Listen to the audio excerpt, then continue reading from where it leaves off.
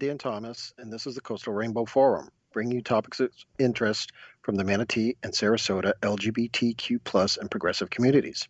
Today we have Steve Ryan, and today Steve is here to talk about the science behind the Trillion Trees planting project, which is going on around the world. So, welcome, Steve. Thank you, Dan. I'm so thrilled to be here today and being able to talk on this subject. And I was hoping today I'm going to be talking about, in the first segment for this week here, I'm going to be talking about a lot of the problems, and I hope I can get through that. And then the next segment we do would be some of the solutions, but I may have to run, the problems are so big that I may have to run over into that segment too. But I'm hoping to educate some of our people here, and I'm going to be asking you some questions here, and just to see what the average person, would know without doing any research on this. And I want to first start out, Dan, with trying to explain some of the problems that we're facing in this really monumental situation that we have that impacts the whole world. And this is the world we live in. We only have one world right now. And if our climate is changing, we need to face reality and deal with the situation. But that goes into the problem situation we're facing. I want to start with a basic education here, and I'm dealing this towards, so in the future other people can listen to this and be educated a little bit, because I just appeared in front of a school group here recently and give a similar talk, and they want me to come back and do more if I have time, so we'll see. But I'm hoping to use this as another education tool. So here we go.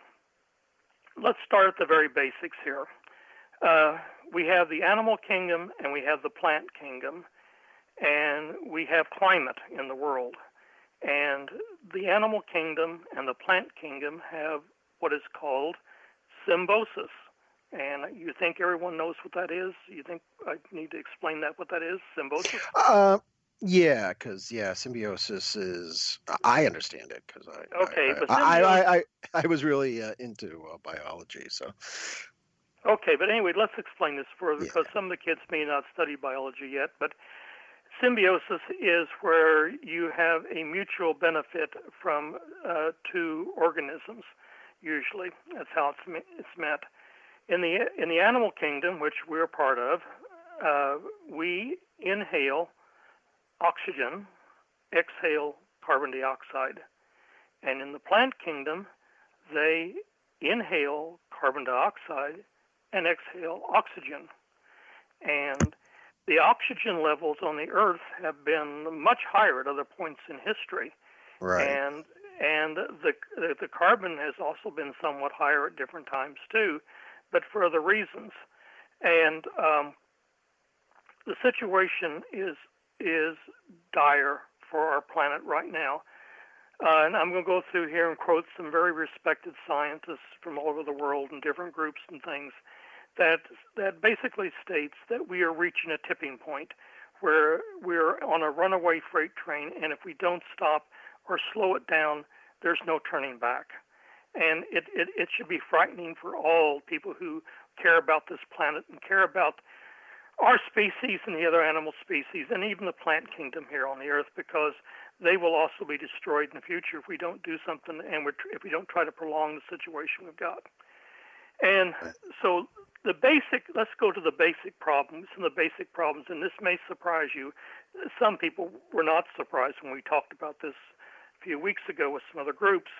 The basic problem here is our continual pollution of the atmosphere and this planet and there's all kinds of science.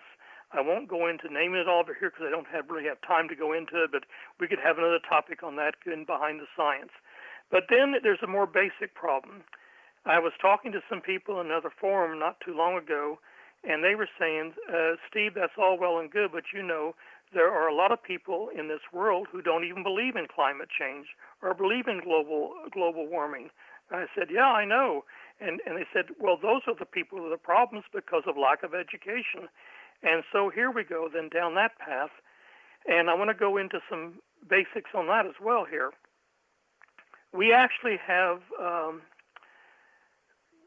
large religious organizations They claim to be religious anyway, and it makes you wonder what kind of religion they're involved in, that they want to destroy the planet.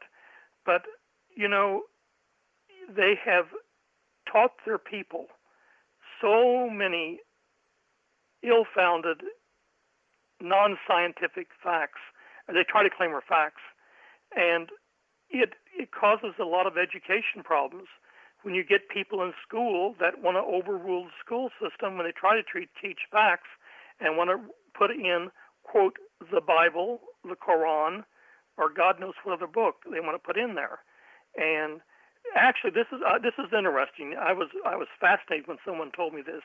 They said, Steve, do you know that there are people that say science, that the Bible is real, science is not, because the Bible's always been here? And I thought, oh, my Lord, God help us. And I merely mean that. God help us. Yes.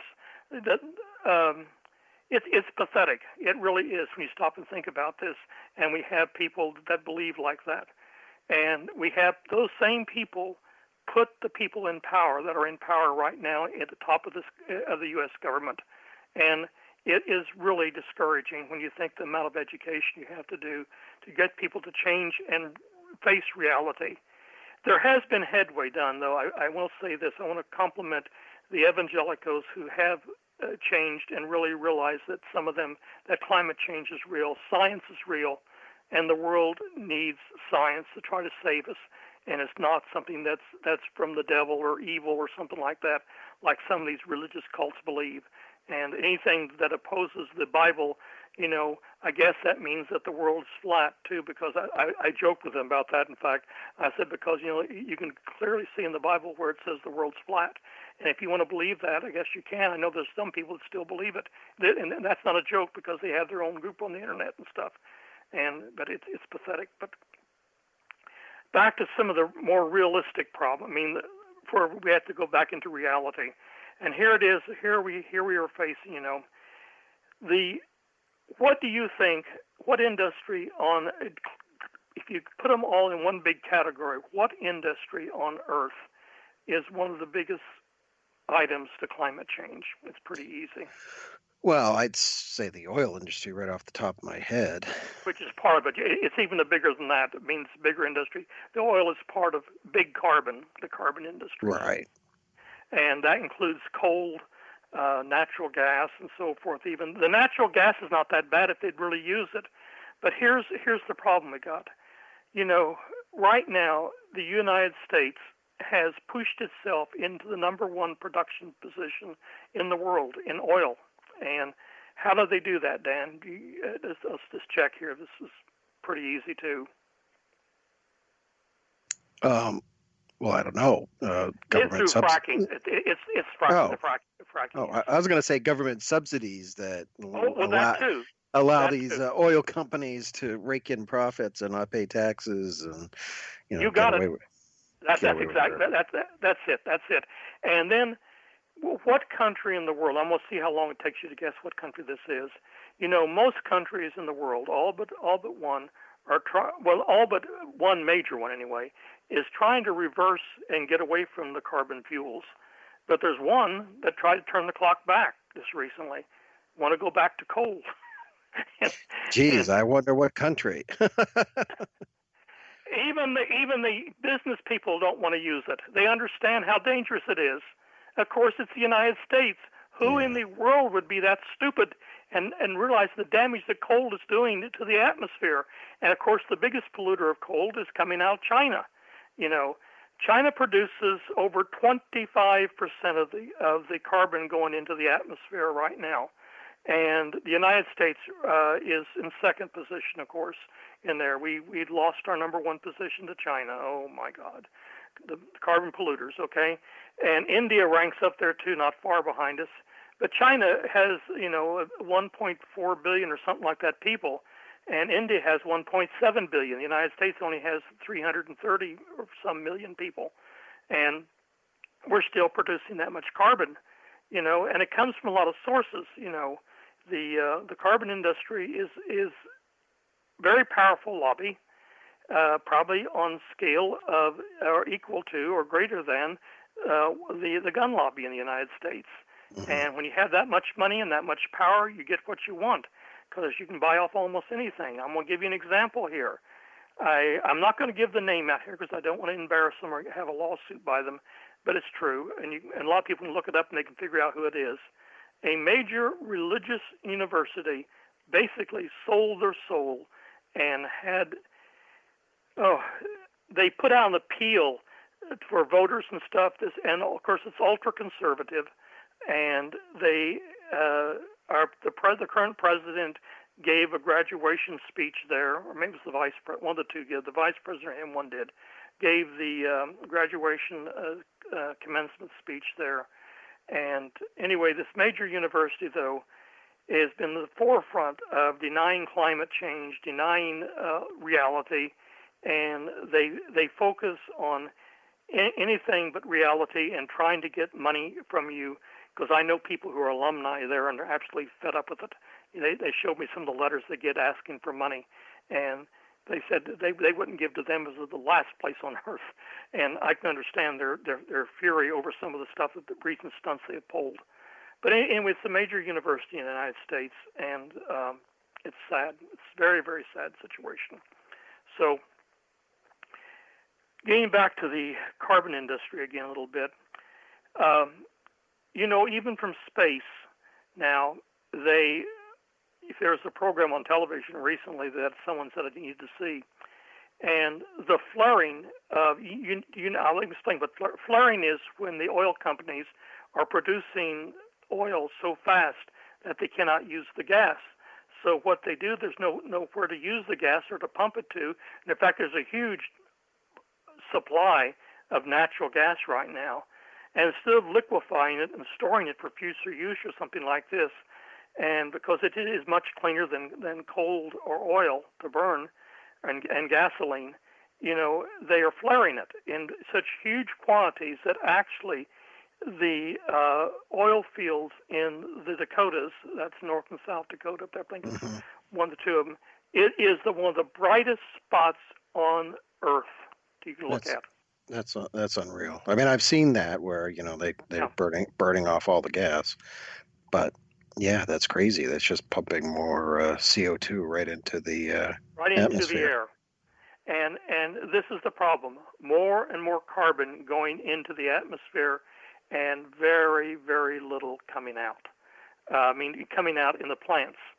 Of course, the plants are one of our biggest allies in extracting the carbon. That's what we'll get to maybe in the second segment here, more on that. But this situation, and it's being allowed to go on because of government policies that have shifted. And instead of forcing them to be more respectful of the atmosphere, of the ecosystem and stuff, I'm going to be quoting some articles here in a few minutes telling you how bad the situation has got and how unbelievable this situation has become in the United States and how dangerous it's becoming for the United States. It almost seems like someone was telling me the other day in another discussion that it's almost like our country is being ran by the hands of someone who wants to destroy the country versus someone who wants to try to save it and protect the years of legacy. It's not about making America great. They're trying to about making America weak, and by instigating policies and things that are undermining the very fabric of the country. And it makes you wonder. I've heard the Trump-Putin love situation they got going for each other, and then you hear about Moscow Mitch, and it makes you wonder, really. And I don't really usually believe in too many conspiracy theories unless there's facts behind them. But the old saying, actions speak louder than words. And if you look at the actions and that the